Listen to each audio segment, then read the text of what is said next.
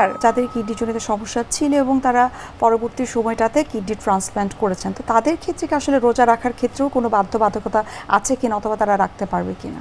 তারা রাখতে পারবেন। আসলে সেক্ষেত্রে যেটা বলা হয় যে একটা রোগী কিডনি ট্রান্সপ্লান্ট করার পরে যেটা আমরা এক্সপেক্ট করি বা যেটা বেশিরভাগ ক্ষেত্রে হয় যে তার কিডনি ফাংশন কিন্তু আস্তে আস্তে নর্মাল হয়ে আসে, তার ইউরিনের আউটপুট বা প্রস্রাবের পরিমাণ স্বাভাবিক হয় এবং আমরা যেগুলি বলছিলাম এতক্ষণ যে ক্রিয়েটিনিন, ইউরিয়া, এগুলি সব নর্মাল হয়ে আসে।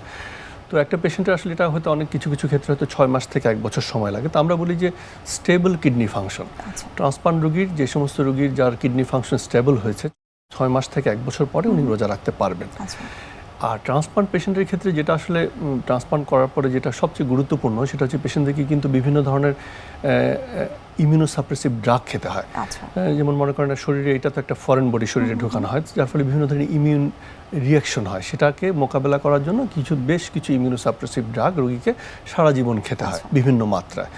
তো আমরা সেই ইমিউনোসাপ্রেসিভ ড্রাগটার যে ক্লকওয়াইজ যেগুলো খেতে হয় সেগুলির যদি কোনো সমস্যা না হয়, এভাবে যদি উনি খেতে পারে প্রথম 1 বছর, এই কারণে আমরা কিডনি ফাংশনটা স্টেবল হওয়া পর্যন্ত অপেক্ষা করি যেন এই ওষুধগুলি উনি প্রপারলি খেতে পারেন। তারপরে কিডনি ফাংশন স্টেবল হলে 1 বছর পরে ওনার যদি কিডনি ফাংশন স্বাভাবিক থাকে তখন উনি রোজা রাখতে পারবেন। আমরা অনুষ্ঠানের একেবারে শেষ পর্যায়ে চলে এসেছি। আপনাকে অসংখ্য ধন্যবাদ কিডনি রোগীদের এই রোজা রাখার বিষয়টিতে আপনি এত চমৎকারভাবে কিছু গুরুত্বপূর্ণ ইনফরমেশন দিয়েছেন।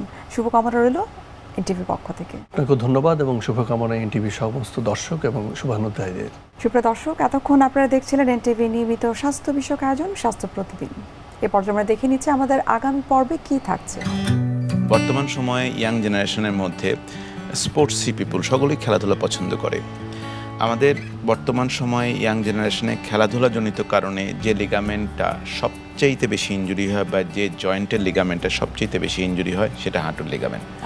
এই জন্যে আমাদের হাঁটুর লিগামেন্ট ইনজুরি বা যারা আমরা লিগামেন্ট সার্জারি নিয়ে কাজ করি বা লিগামেন্টের ইস্যু নিয়ে কাজ করি, এর আর একটা টার্ম হচ্ছে স্পোর্টস মেডিসিন রিলেটেড ইনজুরি।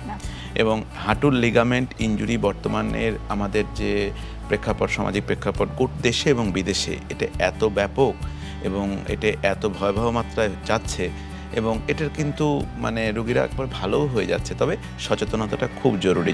বিশ্বের যে কোনো প্রান্ত থেকে যে কোনো সময় এনটিভি জনপ্রিয় অনুষ্ঠানের স্বাস্থ্য প্রতিদিন দেখতে আপনারা ভিজিট করতে পারেন আমাদের পূর্ণাঙ্গ পোর্টাল www.ntvbd.com এ।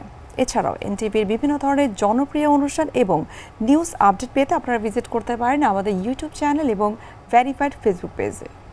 দর্শক, আজ এখানে শেষ করতে হচ্ছে। দেখা হবে আবারও আপনাদের সঙ্গে। সেই পর্যন্ত আপনারা সবাই ভালো থাকুন, সুস্থ থাকুন এবং